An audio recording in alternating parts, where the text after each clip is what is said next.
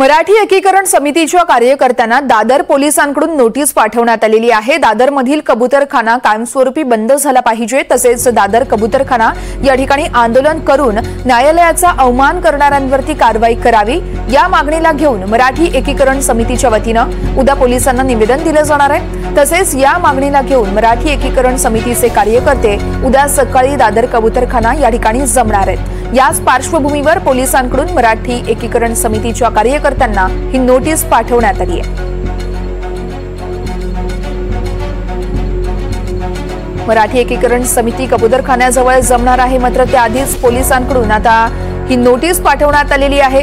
दादर इथला कबूतरखाना कायमस्वरूपी बंद झाला पाहिजे, तसेच दादर कबूतरखाना इथं आंदोलन करून न्यायालयाचा अवमान करणाऱ्यांवरती कारवाई करावी या मागणीसाठी मराठी एकीकरण समितीच्या वतीने उद्या पोलिसांना निवेदन दिलं जाणार होतं। मात्र त्याआधीच पोलिसांनी मराठी एकीकरण समितीला नोटीस पाठवल्याचं कळतंय। या मागणीला घेऊन मराठी एकीकरण समितीचे कार्यकर्ते उद्या सकाळी दादर कबूतरखाना या ठिकाणी जमणार होते। या पार्श्वभूमीवर पोलिसांकडून मराठी एकीकरण समितीच्या कार्यकर्त्यांना नोटीस पाठवण्यात आली आहे। देवेंद्र कोल्हटकर आमचे प्रतिनिधी आपल्याला या संदर्भातली सविस्तर माहिती देतील। देवेंद्र, या नोटीसमध्ये नेमकं काय नमूद करण्यात आलंय?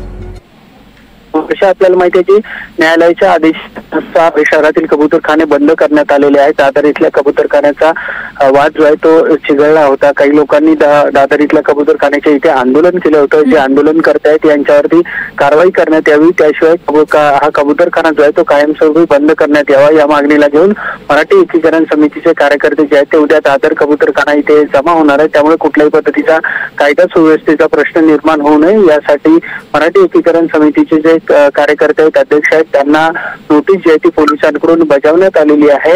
तशा पद्धतीची नोटीस जी आहे ती या कार्यकर्त्यांना देण्यात आलेली आहे। त्यामुळे या कार्यकर्त्यांनी आता पोलिसांना प्रश्न उपस्थित केलेला आहे की ज्यावेळी कबूतरखाना इथे आंदोलन करण्यात आलं, ज्या लोकांनी आंदोलन केलं त्यांच्या विरोधात तुम्ही कुठल्याही प्रकारची न्यायालयाचा अवमान झाल्याची कारवाई केली नाहीये, मात्र उद्या आम्ही त्या ठिकाणी जमत असताना आम्हाला अशा पद्धतीच्या नोटिसा ज्या आहेत त्या कशासाठी बजावण्यात आलेल्या आहेत।